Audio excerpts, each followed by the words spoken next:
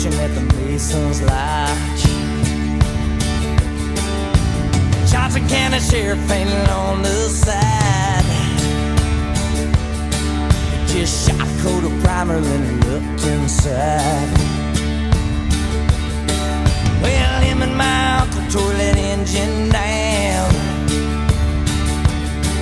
I still remember that rumbling sound.